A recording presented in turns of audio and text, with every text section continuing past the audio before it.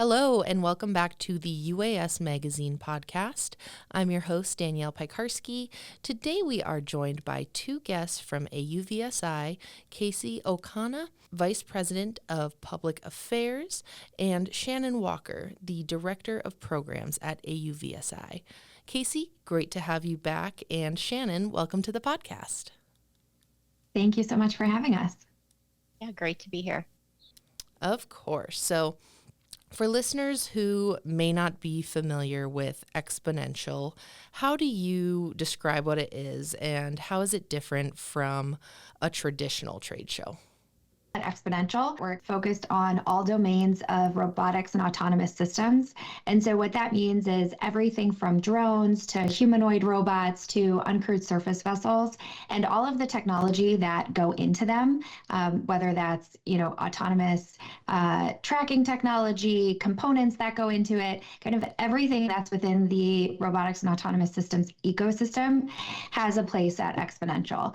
So it truly is the world's largest global conference of its kind. And it's really built as kind of a central point for the industry to meet, collaborate, iterate, and really propel us forward. And that's really the goal of AUVSI too, is how do we help the industry move faster, especially when we're in a time right now of such momentum. So XPONENTIal can be thought about as really that central meeting point for everyone, especially at a great time in the year right now, in a great place this year in Detroit, my hometown. So we're really looking forward to it. Yeah, I just add on to what Casie said about, what makes XPONENTIal special and highlight our keynote stage. I think that is something truly unique to our program and the voices that we get year over year. And this year in particular is special because we are actually kicking off our keynotes on Monday night. I say night, it really begins at 4:00 p.m., followed by an evening reception that is open to all attendees. But our Monday keynote is featuring the author Arthur Herman, as well as the Honorable Michael Catanazzi, and he is the Assistant Secretary of War for Industrial Base Policy.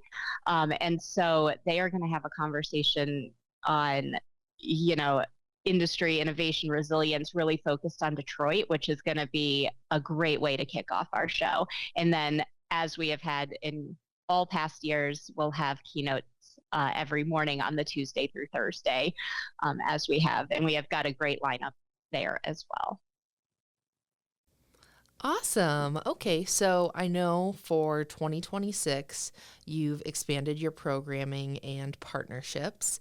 Can you walk us through what's new this year at XPONENTIal and why those additions matter right now for the industry? Yeah, there's a few things that we're really excited for as new for 2026 specifically. One of those being the Drone Dominance team is doing their industry day on site. Anything like this is always one of my favorite aspects when we're able to host something like this that allows the attendees to come and get their questions directly answered. It's a live active program that's running right now and is really kind of a special time to focus in on what you need to be doing for your business as you compete within these gauntlets. So having the direct conversations through the Drone Dominance Team Industry Day will be an exciting new addition for us and very unique because this will really be the only time that they can do an industry day of this scale based on the timeline of the program. That's something that we've talked to them about, it only being a 2-year long runway. Really having this scale of an industry day is something that they're very excited about and very excited to host conversations with different attendees on site, as well as other exhibitors.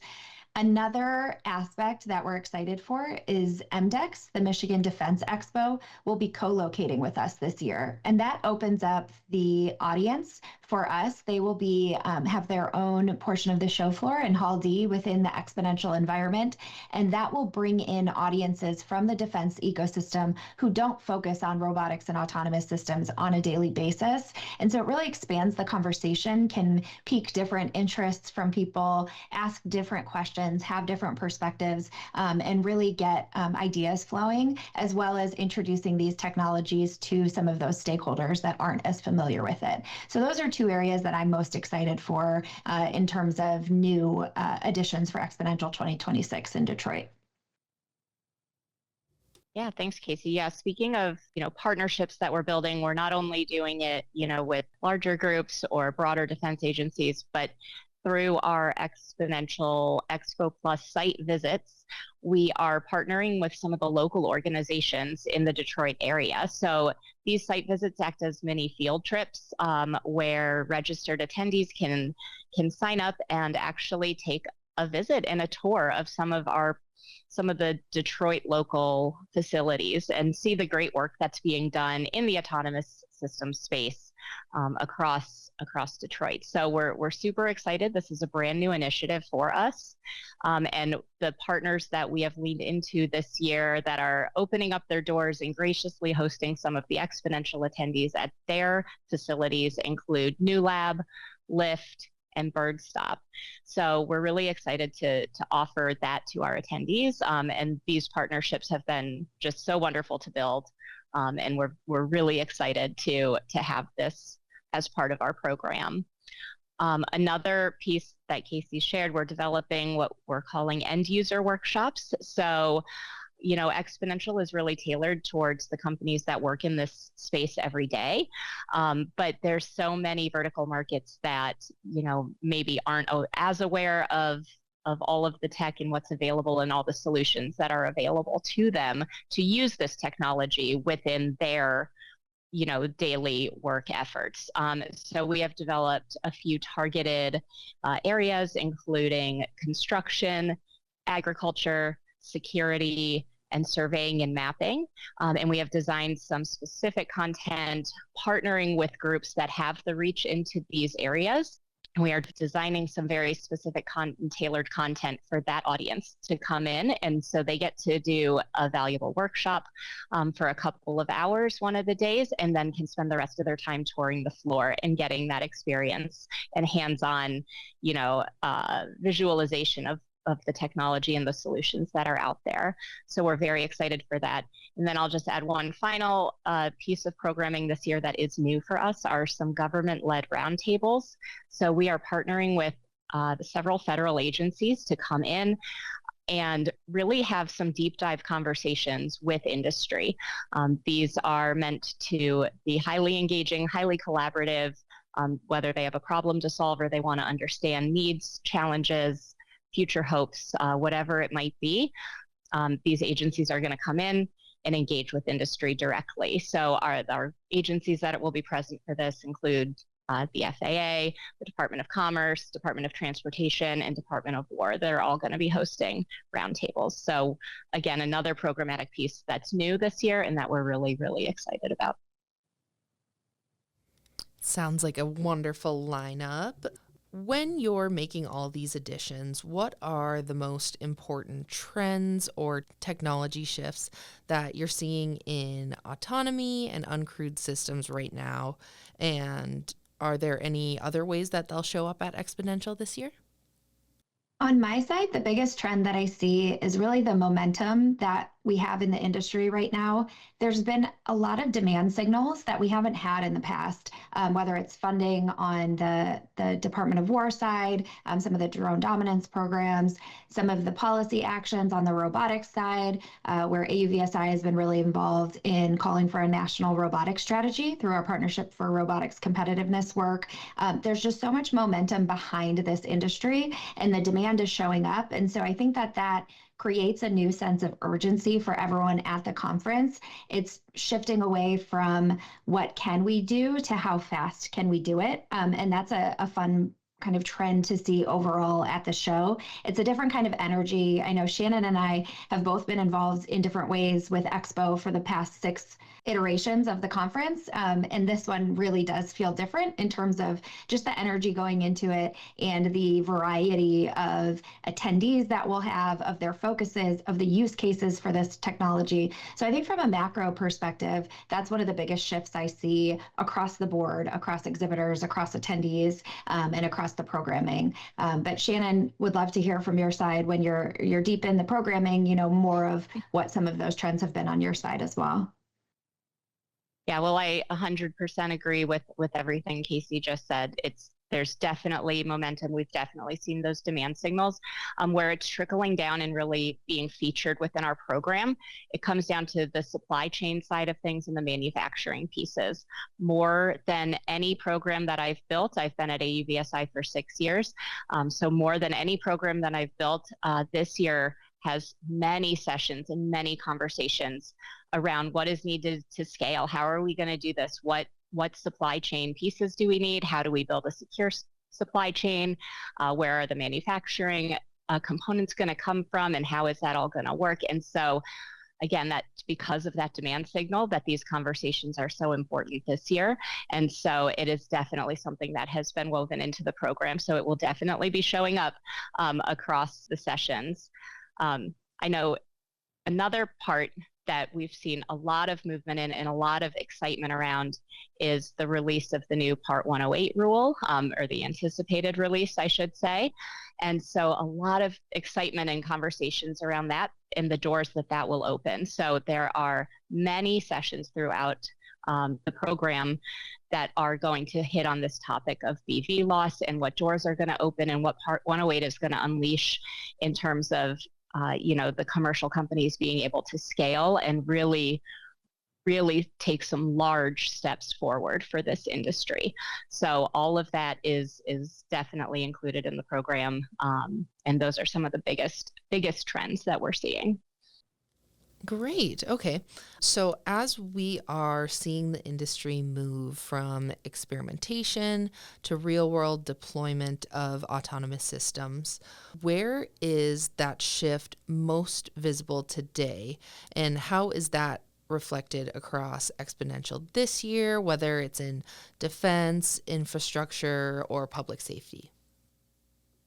When we've been talking about this internally as we've been planning through the conference and also just some of the things that we run into on a day-to-day basis, I think the biggest thing that we see as kind of a bottleneck that's coming through, or something that has the potential to really impact how we move from pilot to real world deployment, is around what Shannon just spoke to on the supply chain and manufacturing side. So how do we go from we have a product that works really well to we have a product that works really well, has a secure and resilient supply chain, and can be manufactured at scale to drive that cost down so that we can see that real world adoption happen. And so it's an interesting time to watch that shift happen. And there's a lot of new problems that it creates. And that's the type of conversations I expect to see us having on site. And a lot of new players coming in at that point too, to be able to say, here are new problems that we're going to have as we move to scale, as we address some of these supply chain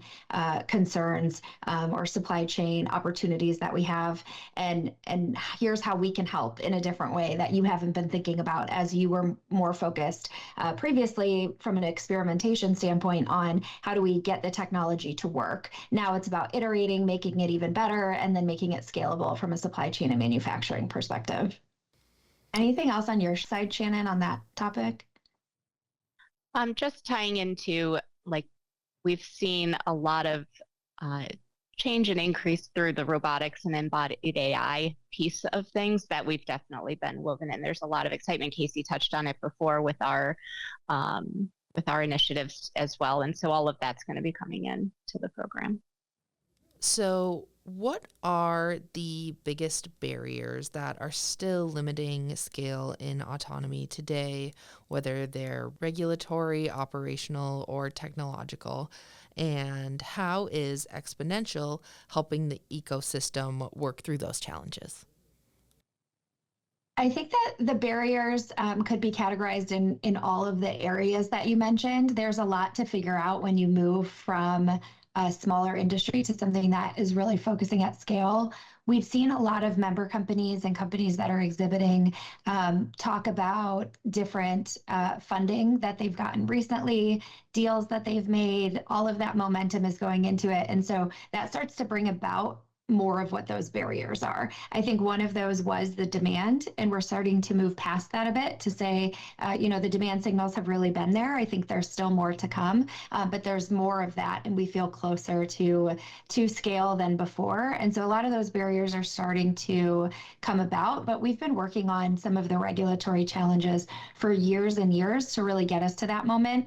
So I think the shift will be more in the smaller items to work out versus some of these larger kind of bucketed items that we talked about as well. You're absolutely right. And as this momentum shifts and as everything is coming to increase the scale, we're running into some challenges around developing a trusted supply chain. And so we want to have, resilient sourcing. And so how do companies make sure that they're not just using a component, but that it's a trusted component and that it's cleared to use and deemed safe for national security purposes. So the whole idea around that, like I said, trusted supply chain, that resilient sourcing, that is definitely showing up on the show floor. It's conversations that are happening throughout the program. But, you asked how is, XPONENTIAL going to help to work through these challenges. One of the main ways is outside of bringing everybody together to have these conversations and having our whole industry present. We're bringing in those agencies. I mentioned this before through some roundtables, but we have agency presence in several sessions that we're hosting as well. And so by bringing in that regulatory voice to discuss challenges, successes, the needs, the future steps, we're really one of the few places that is able to bring these voices together and have this collaborative conversation to truly move the needle and move us forward.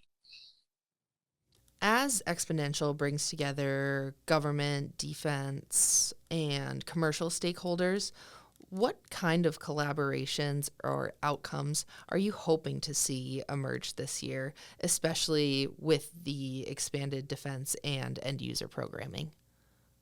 I think people who have been to Expo year over year, when we talk to them about their favorite expo that they've been to or the last one that they were at, there's always unique stories about collaborations that came out of Expo that would not have come about otherwise. Sometimes it's a really big partnership that becomes really tangible and easy to see the results of it. And sometimes it's just, this is the contact that I made that ended up introducing me to somebody else that got us to the funding that we needed. Or, someone getting a new idea for how to adjust the way they were thinking about a problem. Those are my favorite outcomes that we've been delivering year over year, and we hear stories about it every day.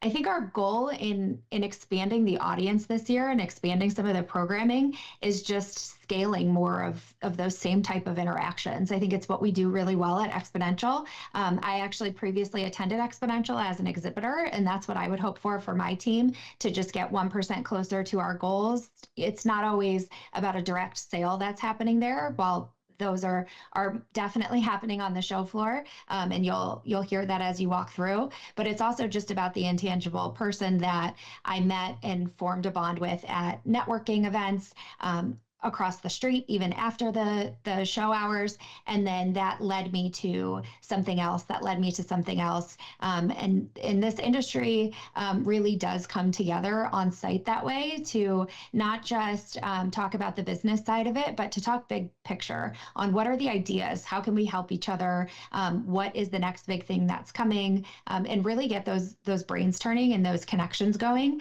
so that we can scale the industry in different and unique ways and really make sure that the community is successful. Yeah, absolutely. Casie, you hit so well on a lot of those like organic connections, the B2B goals. And, on the programming side, we also aim to curate a lot of those connections and those collaborations to help field those outcomes, hopefully. And so, for example, one that comes to mind this year is we're having an international market insights and networking session. And this is partnered with the Department of Commerce, ITA, the International Trade Administration. And they are bringing in 8 different countries from, around the world that are interested in doing work with U.S. companies that are, engaged in this space and either developing systems or components. So they are looking to engage and explore partnerships, exporting options, and things like that. And so we've created a tailored session, a networking session to bring these two groups together and allow those conversations to happen, all with the support of ITA, which, if people aren't aware, offer great tools to help streamline this type of a process to work internationally and to get U.S. goods overseas and support U.S. businesses. And so that is just one small example of some of the curated ways we're trying to develop these collaborations and enhance the experience for all of our attendees. Great. Again, we are talking to Casie Ocana, Vice President of Public Affairs, and Shannon Walker, the Director of Programs at AUVSI. Thanks again to both of you for joining us on the podcast today. Is there anything else that you'd like to add before closing out? No, I think we're really excited to host everyone, especially in Detroit for me personally. As much as we kind of say it every year, I really think this is a different and really exciting one to be at. The backdrop of Detroit just couldn't be better for this moment in time. When you think about supply chain and manufacturing and innovation and scaling mobility solutions, Detroit's really the best backdrop we could have for that. And so we're just excited to host everyone here with the MDEX team being on site. It has a very different kind of unique feel and will really provide not only the consistent value that I think Expo attendees year over year have come to expect and know, but also something new and different and exciting for the landscape that we're in and the environment that the industry is in right now. Yeah, I absolutely agree. And I'll just, echo the excitement across Detroit, working with these partners, companies, speakers that are local to the area has just been such a privilege. They're so welcoming. The excitement is actually palpable. And, it is unique. I said I've done this for the last 6 years here at AUVSI, and this is one of the most exciting, welcomes that we've had to bring this show to a city. So I'm just really looking forward to this Detroit backdrop, and hope we see everybody there. Absolutely. Well, thank you both again, and good luck at XPONENTIAL. And thank you to our listeners for tuning in. Make sure to subscribe to UAS Magazine for more podcasts like this and to stay up to date on the latest industry news. We hope that you enjoyed this podcast, and we look forward to next time. Until then.